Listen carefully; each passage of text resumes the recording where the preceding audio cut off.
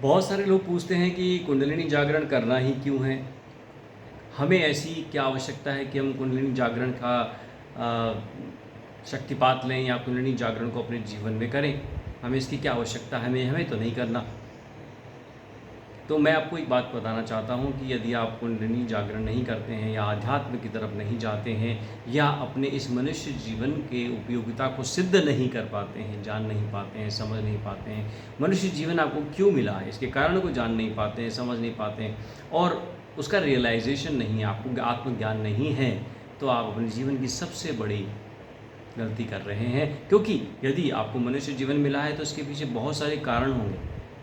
आपको फल स्वरूप ये जीवन मिला है तो उसके पीछे के कारण जानने के बाद आपको लगेगा कि हाँ, ये बिल्कुल सही बात है, आपको फल मिला है मनुष्य के जीवन के रूप में। तो जो कर्म आपने पुरानी योनि में किए थे, पुराने जन्मों में किए थे, आपकी आत्मा नए स्वरूप में मनुष्य का जीवन लेकर आई है और उसका लक्ष्य होता है आध्यात्म की राह पर चलकर ईश्वर को प्राप्त करना। आध्यात्म की राह पर क्यों चलें, स्पिरिचुअलिटी को क्यों जानें, क्या आवश्यकता पड़ी। हमारा जीवन चल रहा है, हम सुखी हैं, हमें सभी सुख सुविधाएं मिल रही हैं, अच्छे साधन हैं, अच्छा मान सम्मान, ऐश्वर्य, प्रतिष्ठा, मान सम्मान सब कुछ है, अधिकार है, सब कुछ मिल रहा है। मैं फिर से कह रहा हूँ, आप गलती कर रहे हैं। आपको इस जीवन में जो मिल रहा है वो आपका रिपोर्ट कार्ड है, पिछले जन्मों की यात्रा से करे हुए कर्मों का फल आपको इस जन्म में मिल रहा है। तो अगर आपको मिल रहा है तो आप एंजॉय कर रहे हैं, सुखानुभूति में हैं, सुख का अनुभव ले रहे हैं, लेकिन ये भूल रहे हैं कि ये सुख इसी जीवन का है। इस जीवन के बाद आपको क्या मिलेगा, क्या आपको पता है? आपके इस जीवन के किए हुए कर्मों का फल क्या होगा, क्या आपको पता है? नहीं पता। इसीलिए अध्यात्म आपको बताता है कि आपको क्या चाहिए, होना क्या चाहिए, करना क्या चाहिए, जाना कहाँ है और यात्रा शुरू कहाँ से होगी।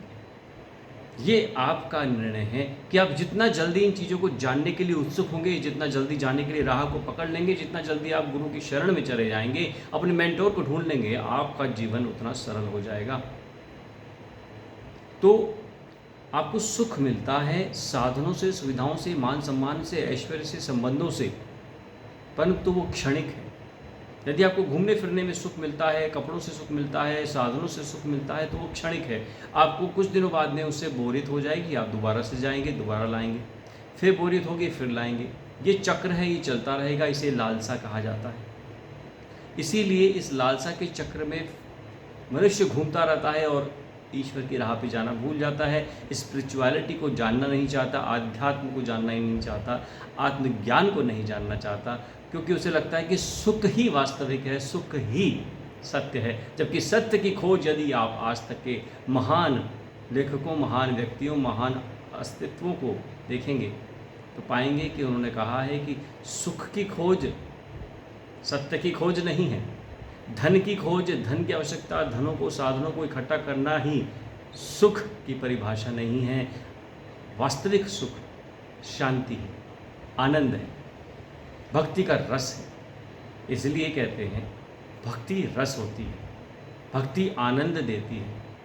ईश्वर की प्राप्ति करने के लिए जो भी सुविधाएं, जाप हैं, मंत्र हैं, हवन हैं, पूजाएं हैं, आरतियां हैं, ये सब आपको क्या देती हैं? मन की शांति देती है। यदि आपके पास में मन की शांति को जानने का, समझने का तरीका मिल गया तो आपको उस मनुष्य जीवन को सुधारने का तरीका मिल गया। अपने अगले जन्म में आप क्या बनेंगे, क्या नहीं बनेंगे, वो आपके कर्मों पर निर्भर करता है। यदि आप इसे जान पाएँ तभी आप अपने इस जीवन के लक्ष्य को समझ पाएंगे और आगे बढ़ पाएंगे। तो वास्तविक सुख शांति है, आनंद है, स्थिरता है, सन्मयता है आत्मा से परमात्मा। जी हाँ, जो भी गुण ईश्वर में हम देखते हैं, दया है, करुणा है, ममता है, प्रेम है,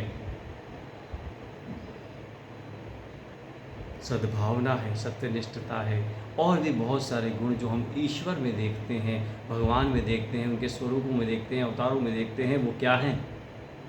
वो उनके वो गुण हैं जो हमें आसक्त करते हैं, उनकी तरफ खींचते हैं, आकर्षित करते हैं।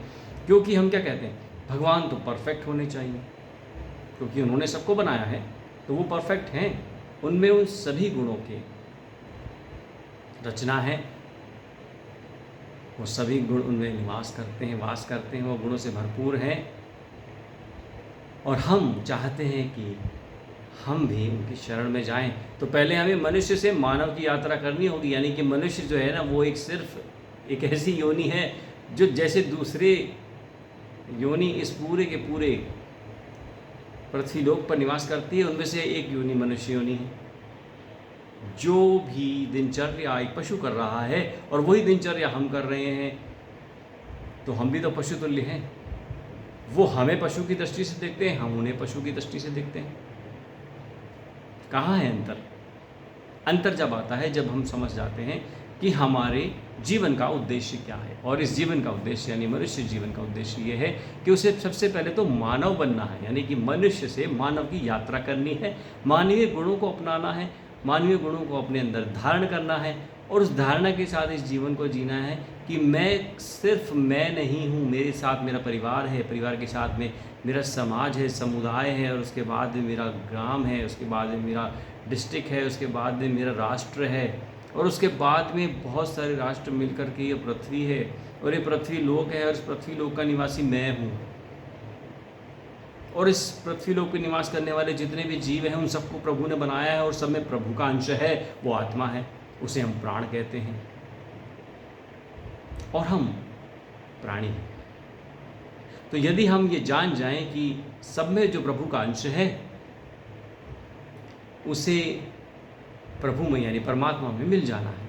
आत्मा परमात्मा से मिलना चाहती है, तो परमात्मा के जो गुण हैं यदि आप अपने अंदर धारण करेंगे, यानी मनुष्य से जब मानव की यात्रा करेंगे तो आपके अंदर वो सारे गुण होंगे, जब तो आप मानव बनेंगे।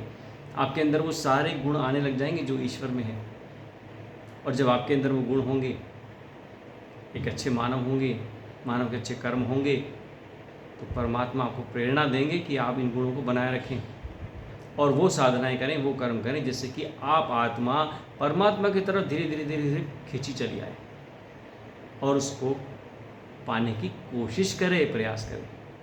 और फिर यदि ईश्वर की इच्छा होगी, यदि ईश्वर आपके ऊपर विश्वास करते हैं, आपने समर्पण कर दिया और आपके कर्म अच्छे हैं, तो हो सकता है आपको निर्वाण भी मिल जाए। जी हाँ, हम चाहते हैं हमें मोक्ष मिल जाए, हमें निर्वाण मिल जाए, लेकिन यह आवश्यक नहीं है कि प्रभु भी ऐसा ही चाहते हैं कि आपको ऐसा मिल जाए। उसके लिए आपको कर्म करने होंगे। यदि आपने कर्म ऐसे किए तो आपको निर्वाण भी मिल सकता है, जीते जी ईश्वर की प्राप्ति हो सकती है। परमात्मा को कह सकते हैं कि तुम मेरी शरण में हो, मैं तुमसे खुश हूँ, मैं तुम्हारा साथ दूंगा, मैं तुम्हारा मार्गदर्शन करूंगा, मैंने तुम्हें अपना लिया है क्योंकि तुम अब मानव हो, महामानव की तरफ बढ़ रहे हो, बढ़ते जाओ, मैं तुम्हारे साथ हूँ।